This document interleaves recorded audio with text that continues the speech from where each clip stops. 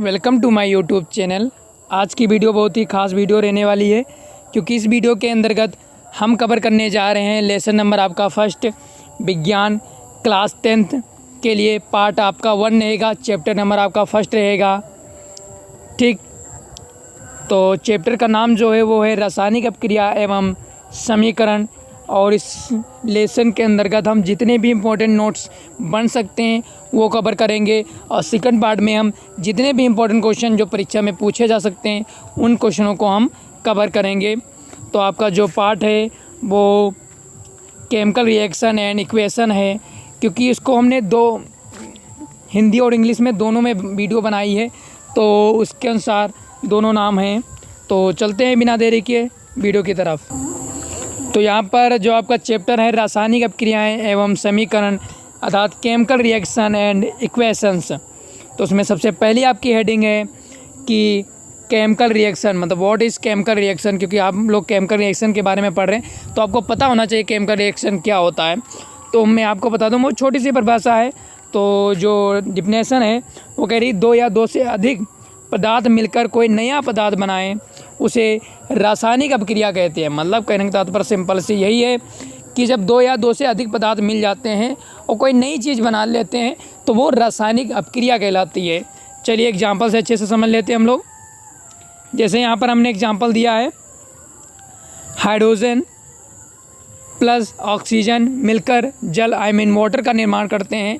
तो यहाँ पर 2 पदार्थ हैं जो मिलकर, और दोनों गैस हैं जो मिलकर एक लिक्विड का फॉर्म जनरेट कर रही हैं अर्थात जल बना रही हैं। चलिए नेक्स्ट को देख लेते हैं हम लोग।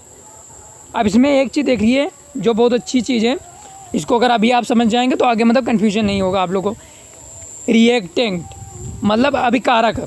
तो अभिकारक क्या होता है? तो यहाँ पर लिखा है कि अभिक्रिया में भाग लेने वाले पदार्थ अभिकारक कहलाते हैं। रिएक्टेंट मतलब जो अभिक्रिया में भाग लेते हैं उन्हें रिएक्टेंट कहते हैं अर्थात अभिकारक कहते हैं। मतलब कहने का तात्पर्य ये कि अगर जैसे हमने जल बनाया तो जल में हमने क्या क्या लिया था, जो सामान हमने लिया वो हमारा अभिकारक कहलाएगा। सिंपल सी बात। चलिए नेक्स्ट देख लेते हैं हम लोग क्या है। प्रोडक्ट, प्रोडक्ट मानी उत्पाद। तो अभिक्रिया में जो कुछ बनता है उसे उत्पाद कहते हैं। मैं कहने का तात्पर्य ये है आपका कि जो हमने जैसे जो चीज़ ली थी उसे तो अभिकारक कहते हैं, रिएक्टेंट। ठीक, लेकिन उसके बाद जो चीज़ बनती है, अगर मान लो हमने चाय बनानी है तो चाय में हम चाय पत्ती चाहिए, पानी चाहिए, दूध चाहिए, ठीक, चीनी चाहिए, ये सब चीज़ जो हमने ले रहे हैं वो अभिकारक हो जाएंगे। उसके बाद जो चाय बन के आएगी तैयार हमको, वो हमारा उत्पाद हो जाएगा, प्रोडक्ट। ठीक, चलिए नेक्स्ट हेडिंग को देखते हुए समझते हुए चलते हैं। और हम ये चाहेंगे आप लोग नोट अगर इन चीज़ों को कर रहे हैं तो बहुत अच्छे से और समझ में आएगा आपको। इसके बाद है रासायनिक समीकरण, इसके बाद है आपका रासायनिक समीकरण अर्थात केमिकल इक्वेशन।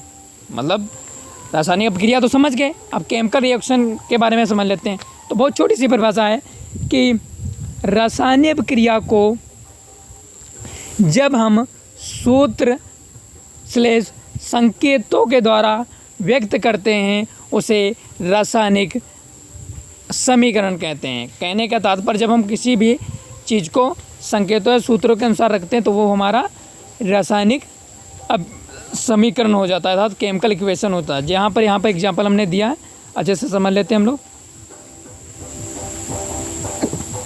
तो पहला एग्जांपल यहाँ पर ये है कि H2 + O2 बना रहे हैं जल अर्थात H2O। ठीक, इसके बाद C + O2। ठीक, C का मतलब होता है कार्बन, H का मतलब होता है हाइड्रोजन, O का मतलब होता है ऑक्सीजन। ऑक्सीजन को हमने पूरा नाम नहीं लिखा, बस संकेतों में लिख दिया, जैसे H ऑक्सीजन का O लिख दिया, फिर जोड़ के जो हमारा बना वो हमारा जल बन गया, वाटर। ठीक, उसके बाद हमने C + O2 ले लिया, उसके बाद कार्बन डाइऑक्साइड बन चुका है।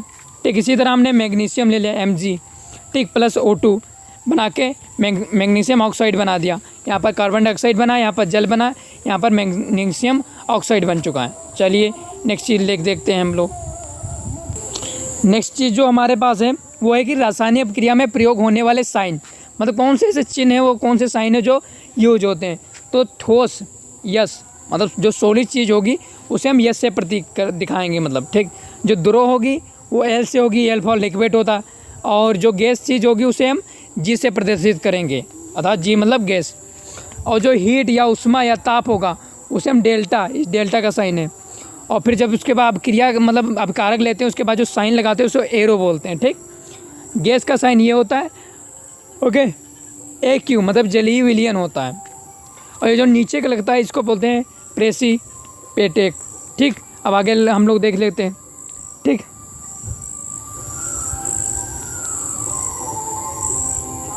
आगे जो हमारी हेडिंग है वो है बैलेंस केमिकल इक्वेशन, अर्थात संतुलित रासायनिक समीकरण। ये क्या होता है देख लेते हैं हम लोग। जब अपकारक हम समझते हैं, जो चीज़ बनाने के लिए हम यूज करते हैं वही अपकारक हो जाता है, जिसके पास जो चीज़ बनती है वो उत्पाद हो जाता है। तो अपकारक और उत्पाद में परमाणुओं की संख्या बराबर होती है, उसे संतुलित रासायनिक समीकरण कहते हैं। अब आप समझेंगे कि परमाणु क्या होता है। तो किसी भी चीज़ का मतलब कोई भी वस्तु है उसका सबसे छोटा कण परमाणु कहलाता है, ठीक। ये चीज़ सिंपल से समझ जाए ना, ठीक। उसके बाद जैसे हमारे पास एग्जाम्पल से अच्छे से समझते हैं हम लोग। जैसे H2 था, H2 हमारी हाइड्रोजन गैस होती तो जी लिख दिया गया। O2 भी हमारी ऑक्सीजन गैस होती, वो एक जी लिख दिया गया। फिर यहाँ पर जो बनना है वो बनना हमारा H2O मतलब जल का सूत्र बन गया। और जल क्या है, लिक्विड मतलब जल, द्रव है, ठीक। अब देखो ये चीज़ यहाँ पर H2 है, O2 है, तो H2 तो है, O2 नहीं है। तो इसको देखो यहाँ पर हमने 2 लगा दिया। 2 लगाने का मतलब ये हो गया, ये तो 4 बन गया, ये हमारा 2 ही रहा। अब यहाँ पर 2 लगा दिया, हमारा ये 2 बन गया, ये 4 बन गया। मतलब 2 से मल्टीप्लाई हमने कर दिया उधर बस खाली, ठीक। और इधर पे 2 से कर दिया, क्योंकि इधर आप 2 से मल्टीप्लाई करोगे तो आपने मैथ तो पढ़ी है। मैथ में क्या होता है कि अगर हमारे पास मान लो अंदर कोई चीज़ है x + y, तो इस 2 का मतलब होता है अगर यहाँ पर 2 लगा तो इसके पूरे गुणे में 2 होता है, मतलब 2x भी होगा और 2y भी होता है। बस सिंपल सी बात होती है। तो 1 से अगर गुणा करेंगे तो चीज़ वही रहती है, हमको पता है। तो 1 तो कर नहीं सकते हम लोग, तो 2 से करेंगे। जब हम गुणा करेंगे तो कम से कम 2 से स्टार्ट करेंगे, ठीक। और आप यहाँ पर अगर 2 लिख रहे हैं तो ये तो आप तुम्हारा ऑक्सीजन तो O2 हो जाएगा, मतलब 2 बन जाएगा। लेकिन हाइड्रोजन उस टाइम में 4 हो जाएगा, क्योंकि हाइड्रोजन 2 था ही, पर अब क्या बन गया, 4 बन गया। तो इसको भी यहाँ पर 2 से मल्टीप्लाई कर दिया, 4 बन गया। चलिए आगे देख लेते हैं हम लोग। फिर इसी तरह मैग्नीशियम ले लिया, मैग्नीशियम + O2। तो मैग्नीशियम यहाँ पर क्या है, सिंगल है, O2 भी क्या है, सिंगल है। तो मैग्नीशियम तो संतुलित है, मतलब सिंगल था परमाणु, इधर भी सिंगल परमाणु आ गया मैग्नीशियम का। बट जो हमारा O2 है वो 2 है, पर यहाँ पर सिंगल है, तो यहाँ पर 2 से हमने मल्टीप्लाई किया, मैग्नीशियम 2 हो गया एंड O2 2 हो गया। तो मैग्नीशियम सिंगल था, यहाँ पर 2 से मल्टीप्लाई वो भी हो गया हमारा डबल, मतलब O2 हो गया परमाणु। चलिए नेक्स्ट देख लेते हैं। नेक्स्ट क्वेश्चन है हमारे पास, रासायनिक समीकरण को संतुलित करना क्यों आवश्यक है। बहुत इंपॉर्टेंट क्वेश्चन है, कई बार पूछा भी गया है। तो कह रहा है द्रव्यमान संरक्षण के नियम के अनुसार, बहुत छोटी छोटी परिभाषाएं हैं, बस छोटी छोटी बातों को, क्योंकि हम शास्त्र नहीं पढ़ रहे हैं, हम लोग साइंस पढ़ रहे हैं। तो साइंस में जरूरी नहीं कि शास्त्र पढ़ लिखें, बस एग्जाम्पल लिखें और चीज़ को बता दें बस। तो द्रव्यमान संरक्षण के नियम के अनुसार ना तो हम किसी चीज़ को बना सकते हैं और ना ही किसी चीज़ को ख़त्म कर सकते हैं। कहने के तात्पर्य है कि जो चीज़ हम जितना ले रहे हैं उतनी चीज़ बनेगी। अगर 5 किलो हम यहाँ पर ले रहे हैं, ठीक, 5 किलो अगर मान लो दूध ले रहे हैं, 2 किलो चीनी ले रहे हैं, तो जो चीज़ बन के आएगी वो 7 किलो मिलकर आएगी।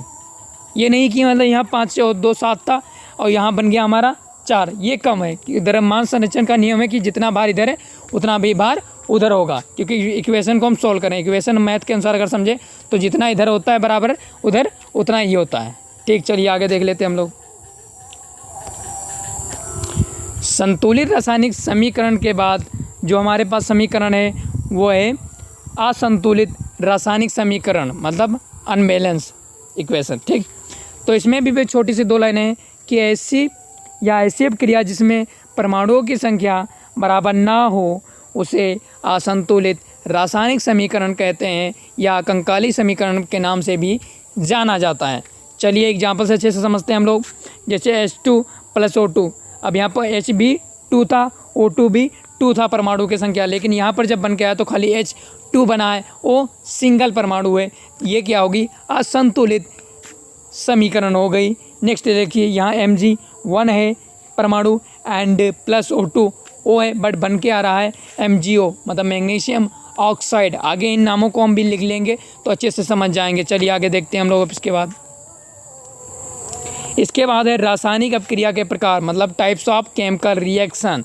तो पहली रिएक्शन आपकी है योगात्मक या संयोजन या संकलन अपक्रिया, जिसे बोलते हैं एडिशन और कॉम्बिनेशन रिएक्शन। सेकंड आपकी इक्वेशन है वो है वियोजन या अपघटन अपक्रिया। वियोजन का मतलब होता है अलग, और संयोजन या योगात्मक का मतलब होता है जोड़ देना। वियोजन का मतलब किसी चीज़ को अलग कर देना, ठीक। डिस्कम्पोजिशन रिएक्शन। फिर प्रतिस्थापन या विस्थापन अपक्रिया, डिस्प्लेसमेंट। द्विविस्थापन अपक्रिया मतलब डबल डिस्प्लेसमेंट। ये 4 हो गई इक्वेशन। और है मतलब अभी यहाँ पर पहली इक्वेशन आ चुकी है जिसको बोलते हैं एडिशन और कॉम्बिनेशन रिएक्शन, जिसको हिंदी में बोलते हैं संयोजन या योगात्मक अपक्रिया। ये क्या होती है? बस 2 लाइनें की परिभाषा, ज़्यादा बड़ी नहीं।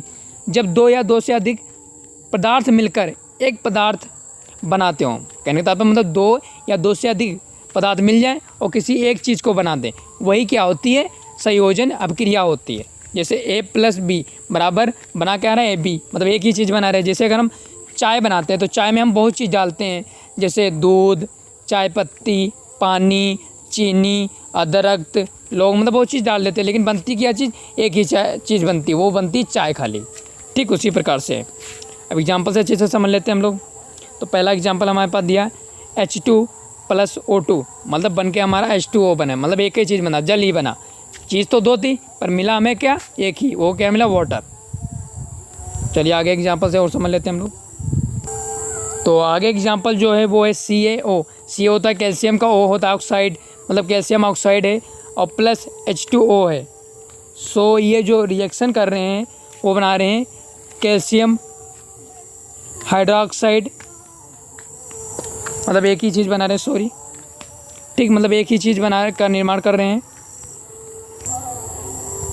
नेक्स्ट एग्जाम्पल जो है उसे देख लेते हैं हम लोग।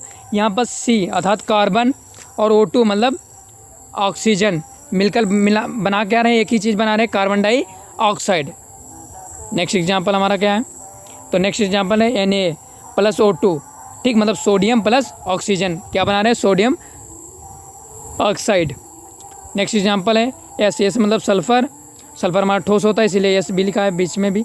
O2 मतलब गैस होती तो सल्फ़र डाइऑक्साइड बना रहे हैं। नेक्स्ट देख लेते हैं एग्जाम्पल NaCl2, मतलब Na मतलब सोडियम, Cl2 का मतलब क्लोरीन, बना के क्या बना रहे हैं? नमक बना रहे हैं। ठीक, इसके बाद आगे देख लेते हैं हम लोग।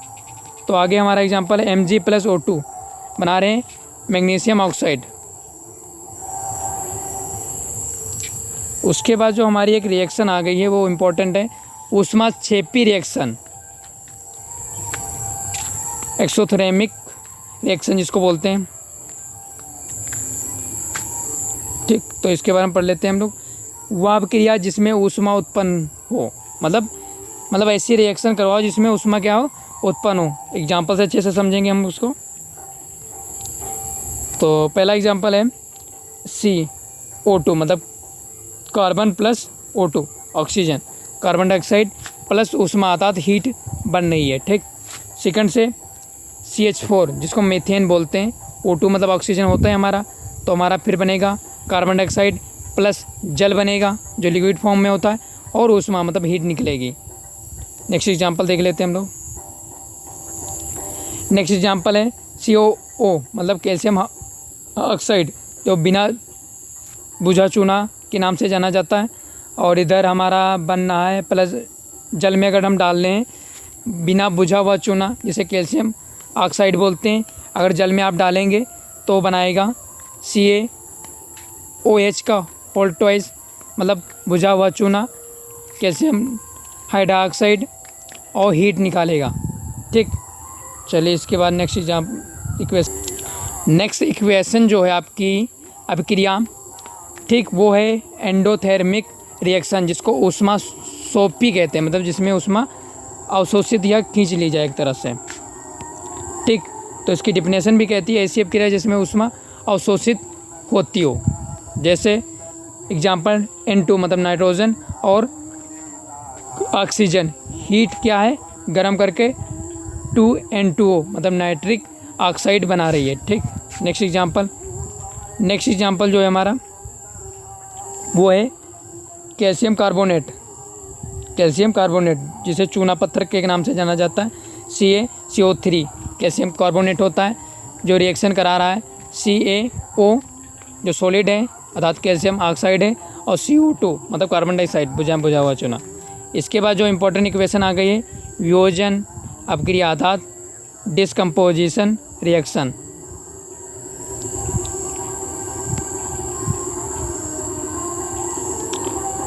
ऐसी अपक्रिया जिसमें एक यौगिक टूटकर दो या दो से अधिक पदार्थ बनाए, मतलब यौगिक को और टूट के क्या करे अधिक पदार्थ बना दे, मतलब एक से अधिक बना दे। जैसे H2O मतलब जल को अगर विद्युत से तोड़ा जा रहा है विद्युत धारा से, तो H2O को अलग कर रहा है, O2 को मतलब O को अलग कर रहा है ऑक्सीजन और हाइड्रोजन को।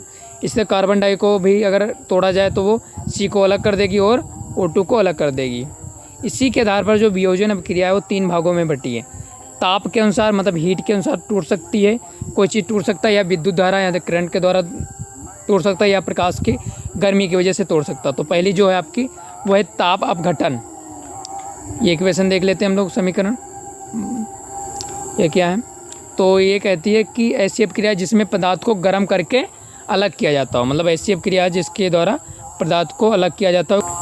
चलिए एग्जाम्पल से समझ लेते हैं। जैसे ये कैल्शियम कार्बोनेट है, इसको हीट के द्वारा तोड़ा जा रहा है, तो ये कैल्शियम ऑक्साइड अर्थात बुझा चूना और कार्बन डाइऑक्साइड का निर्माण कर रहा है अर्थात बना रहा है। इसी प्रकार से पोटेशियम क्लोराइड जिसको 3 लगा तो मतलब क्लोरेट हो जाएगा, ठीक ये लिखा है, और इसको हीट के द्वारा तोड़ा जा रहा है तो 2KCl मतलब पोटेशियम क्लोराइड और ऑक्सीजन में अलग हो रहा है। इसी तरह Fe मतलब फेरस SO4 मतलब सल्फेट हीट के द्वारा तोड़ा जा रहा है तो Fa2 मतलब फेरिक ऑक्साइड प्लस SO2 मतलब सल्फर डाइऑक्साइड और SO3 मतलब सल्फर ट्राई ऑक्साइड इस चीज़ को निर्माण कर रहा है। चलिए नेक्स्ट देख लेते हैं। नेक्स्ट है हमारा विद्युत अपघटन, मतलब ऐसी अपक्रिया जिसमें किसी पदार्थ विद्युत धारा से अलग किया जाता हो, करंट के द्वारा अलग किया जाता हो, वो क्या होता है विद्युत अपघटन होता है। एग्जाम्पल से समझ लेते हैं हम लोग इसको। जैसे 2H2O इसको विद्युत द्वारा तोड़ा जा रहा है तो 2H2 प्लस O2, ठीक ये अलग हो गया। फिर 2NaCl इसको अलग किया जा रहा है तो 2Na प्लस Cl2। इसी तरह 2Al2 प्लस O3 मतलब एल्यूमिनियम ऑक्साइड, और NaCl का मतलब होता है सोडियम क्लोरीन या क्लोराइड, ठीक। और विद्युत द्वारा तो हो जाएगा 4Al एल्यूमिनियम प्लस 3O3। चलिए नेक्स्ट देख लेते हैं हम लोग। नेक्स्ट है प्रकाश अपघटन। प्रकाश अपघटन का मतलब होता है ऐसी अपक्रिया जिसमें किसी पदार्थ को प्रकाश के द्वारा अलग किया जाता हो बस।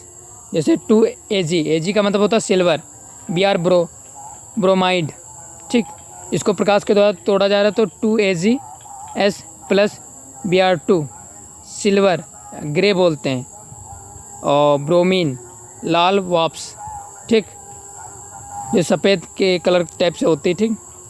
और AgCl, ठीक सिल्वर क्लोराइड Ag को अलग कर रहा है प्रकाश के द्वारा, यहाँ पर प्रकाश आप लिख लेना।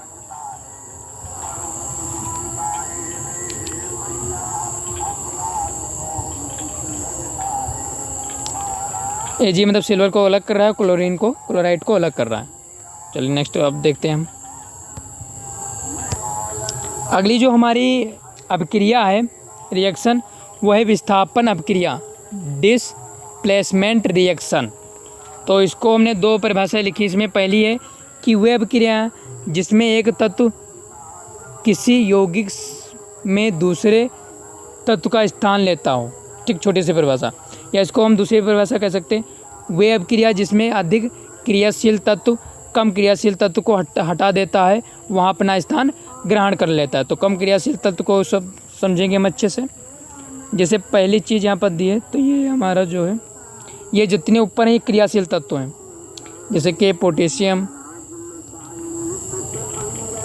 फिर Na calcium, Mg magnesium, Al aluminium, Zn zinc, Fe iron and Sn tin, Pb lead और H हाइड्रोजन कॉपर। फिर नीचे चलते रहेंगे।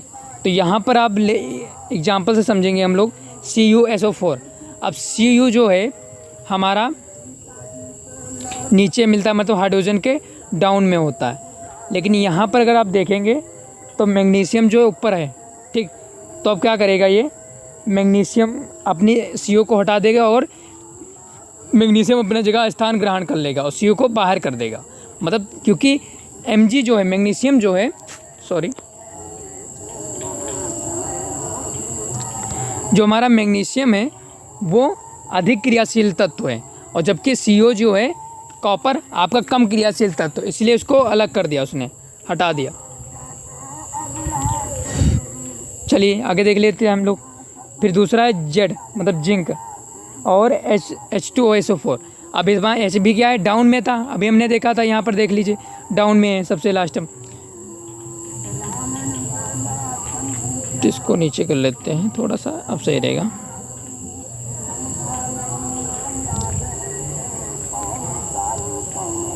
ठीक, तो H2 को हटा देगा और जिंक अपना स्थान ग्रहण कर लेगा, H2 को बाहर निकाल देगा। इसी प्रकार Fe + CuSO4, तो Fe हमारा क्या है, ऊपर है, और नीचे Cu है, मतलब कॉपर, ठीक। तो Cu को हटा देगा और Fe अपना स्थान ग्रहण कर लेगा। चलिए आगे देख लेते हैं हम लोग एग्जाम्पल से। यहाँ पर आगे एग्जाम्पल है हमारे Na + H2O, तो H2 को क्या करेगा, हटा देगा, यानी अपना स्थान ग्रहण कर लेगा। Cl2 H को हटाएगा, मैग्नीशियम ले लेगा। इसी तरह Pb क्या करेगा, Cu को हटाएगा, हाँ Cu नीचे डाउन में होता तो Cu को हटा देगा। Pb मतलब लेड जो है क्लोरीन के पास चला जाएगा, ये के साथ हमारा हो गया, बस सिंपल। ये बहुत अच्छी इक्वेशन है हमारी। इसके बाद जो इक्वेशन है अर्थात समीकरण अभिक्रिया रिएक्शन, वो है हमारी द्विविस्थापन अभिक्रिया, मतलब डबल डिस्प्लेसमेंट रिएक्शन। ये क्या होता है, जब अभिक्रिया के बीच आयनों का आदान प्रदान होता। अब आयन आप लोग समझेंगे क्या होता, तो आयन को हम शॉर्ट में बस समझा रहे हैं अभी, क्योंकि आपने 9th में पढ़ा होगा। तो आयन क्या होता है, अगर हमारा सोडियम है जो तत्व, उस पर हमारे जो होते हैं इलेक्ट्रॉन होते हैं, देखो एक जो परमाणु होता है उसके अंदर जितने इलेक्ट्रॉन होते हैं उतने ही प्रोटॉन होता है। प्रोटॉन पर प्लस का चार्ज होता है, इलेक्ट्रॉन पर माइनस का चार्ज होता है, पहली चीज़। सेकेंड चीज़ समझो तो ये है कि न्यूट्रॉन पर तो कोई चीज़ होता ही नहीं, ठीक। तो ये जो होते हैं इलेक्ट्रॉन, आयन कैसे बनाते हैं, तो आयन जब इलेक्ट्रॉन घटता है या बढ़ता है, ठीक, किसी भी तत्व का इलेक्ट्रॉन कम होता है या ज़्यादा होता है तो आयन कहलाता है। अब जब कोई इलेक्ट्रॉन लेगा, लेने को मतलब कर्जा लेना, मतलब ऋण, कर्जे में चला जाएगा तो ऋणात्मक हो जाता है, और जो कर्जा देता है वो क्या, धन होता है, वही तो कर्जा देगा, इसीलिए उसको धनात्मक कहते हैं। तो देने वाले को धनात्मक आयन बोल देते हैं और लेने वाले को ऋणात्मक आयन बोल देते हैं, बस सिंपल सी बात समझा। और ये अगर मान लो हम सोडियम का स्ट्रक्चर कुछ बनाया, तो ये मान लो न्यूक्लियस है, तो उसके बाहर ये कक्ष घूम रहे हैं, इससे प्रत्येक कक्ष में 2-2 इलेक्ट्रॉन होते हैं, ये भी चीज़ ध्यान रखना। मान लो यहाँ पर इलेक्ट्रॉन ये घूम रहे हैं, पहले कक्ष में 2 इलेक्ट्रॉन होते हैं, मतलब 1 इलेक्ट्रॉन ये, और इसके बाद होते 8, तो 1 2 3 4 5 6 and 7 and 8, ठीक। तो सोडियम का जो होता है, एक चीज़ आपको बता दें, तो सोडियम का आपका होता है परमाणु क्रमांक, वो होता है 11। कितना होता है, 11 होता है। तो हमारे कितने हो गए हैं, 8 2 10 हो चुके हैं, मतलब एक कक्ष और बन जाता तो सही रहता। तो एक कक्ष और बना लेते हैं हम लोग, ये एक कक्ष हमने बना लिया। उसके बाद यहाँ पर भी 1 इलेक्ट्रॉन फिल कर देंगे। तो एक चीज़ आपको हम समझा दें या बता दें कि जो हमारा परमाणु है और क्लोरीन, इसके साथ में काफ़ी अच्छा बॉन्डिंग करता है आयनों का, ठीक। तो क्लोरीन के जो होते हैं 17 होते हैं, मतलब उसका 1 एक कम होता है, इसका 1 ज़्यादा होता है कक्ष के अनुसार। तो आगे हम अच्छे से समझ लेंगे, तो अभी बस इतना समझ लो, इसका एक इलेक्ट्रॉन चला जाता है क्लोरीन के पास, ठीक। तो उस पर ऋण का मतलब ऋणात्मक लग जाता है, ऋण आयन कहलाता है। और इसमें जब 1 कम पड़ जाता है तो पॉजिटिव आयन हो जाता है ये, ठीक। ओके, आगे समझ लेते हैं हम लोग। ये समझ लीजिए Ag मतलब क्या होता है, सिल्वर और NO मतलब नाइट्रेट कर रहा है NaCl से, तो Ag क्लोरीन बन जाएगा मतलब सिल्वर, क्लोराइड बन जाएगा जो सफ़ेद होता है, और Na मतलब सोडियम नाइट्रेट बन जाएगा। ठीक, तो यहाँ पर हमने बताया भी है कि Ag पर प्लस का चार्ज होता है, क्लोरीन पर माइनस का चार्ज होता है, क्योंकि ये आयन हमारा लेता है। अभी हमने बताया था क्लोरीन ठीक लेता है, इसके बारे में एग्जाम्पल अच्छे से बता दिया। चलिए आगे देख लेते हैं एग्जाम्पल। तो यहाँ पर एग्जाम्पल है Fe और क्लोरीन पर माइनस का चार्ज होता है ठीक, और ON मतलब प्लस का चार्ज हो जाएगा। चलो ठीक है, पे कर दिया, यहाँ पर कर दिया आराम से। तो नाम फेरिक क्लोराइड है ये। NO4 मतलब अमोनियम हाइड्रोक्साइड है, OH का तो हाइड्रोक्साइड होता है, ये फेरिक हाइड्रोक्साइड बन जाएगा और प्लस अमोनियम क्लोराइड बन जाएगा। ठीक, नेक्स्ट एग्जांपल देख लेते हैं हम लोग।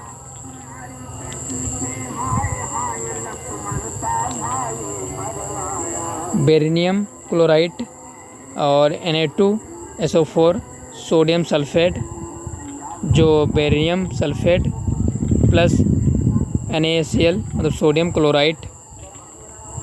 ठीक, ओके, नेक्स्ट एग्जांपल देखते हैं हम लोग। Pb मतलब लेड और NO3 मतलब नाइट्रेट प्लस 2Ki मतलब potassium iodine, lead iodide plus 2KNO3 potassium nitrate. तो इसी के साथ ये वीडियो आपकी समाप्त हो जाएगी, क्योंकि नेक्स्ट पार्ट में हम और अच्छे से समझेंगे, इंपॉर्टेंट क्वेश्चन जो होंगे वो भी कवर करेंगे इस वीडियो के साथ। इसी के साथ ये वीडियो समाप्त होती हुई आपकी।